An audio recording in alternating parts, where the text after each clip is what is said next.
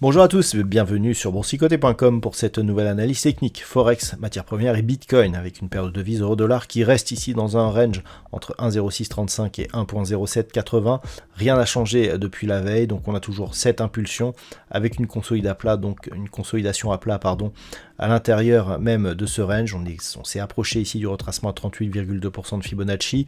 On est dans l'attente des décisions de la Banque Centrale Européenne. Attention, cette paire de devises pourrait potentiellement connaître une forte volatilité demain, mais pour l'instant ça reste neutre avec une légère prédominance haussière sur la tendance court terme. Sur la paire de devises livre sterling contre dollar américain, malgré l'attaque ici de la zone des 1.2480, on est revenu à l'intérieur de ce range, donc là aussi impulsion haussière suivie d'une phase de consolidation à plat. On est à l'intérieur ici et même je dirais presque au milieu du range d'évolution actuel, donc pour l'instant pas de données supplémentaires. D'un point de vue court terme, on reste donc sous l'influence de cette impulsion haussière qui n'est pour l'instant pas confirmée. Par contre, sur une vue un peu plus moyen terme, un peu comme sur l'euro-dollar d'ailleurs, on reste dans une tendance moyen terme qui est plutôt orientée à la baisse, et une rupture de cette zone des 1,2480 irait dans le sens de la continuité de cette tendance de fond. Sur l'or, ça reste neutre sur cette configuration, suite à la phase de baisse que nous avions eue ici et qui avait été suivie par un petit rebond technique. On s'est stabilisé autour des 1850 $ l'once. Donc aujourd'hui, on a continué à osciller autour de cette zone. Donc aucun signal directionnel sur le métal jaune actuellement. On continue donc à évoluer autour de cette zone sans signal technique aucun.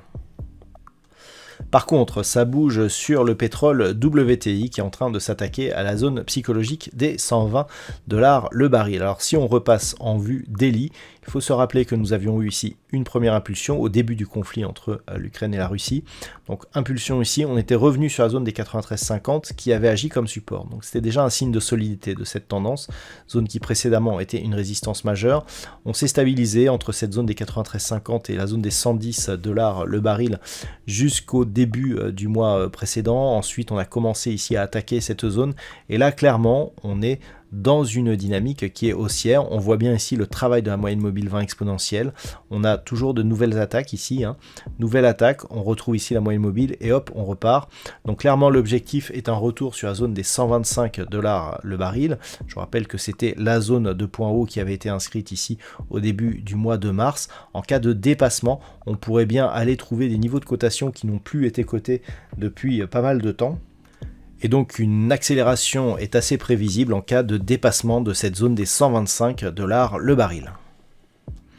Et enfin sur le Bitcoin, nous sommes toujours autour de cette fameuse zone des 30 000 $ pour un Bitcoin. Dès qu'un mouvement de rebond apparaît ou de tentative de hausse, eh bien on revient irrémédiablement sur cette zone. Donc pour l'instant, on est vraiment autour de cette zone, dont on sait qu'elle est majeure sur l'évolution moyen et long terme de cette crypto-monnaie. Attention, après avoir été au contact de cette zone pendant une longue période, puisqu'on est venu au contact des 30 000 au début du mois de mai, une cassure, une accélération pourrait provoquer une forte hausse de la volatilité avec comme objectif donc la zone moyen terme des 15 000 $ pour un Bitcoin.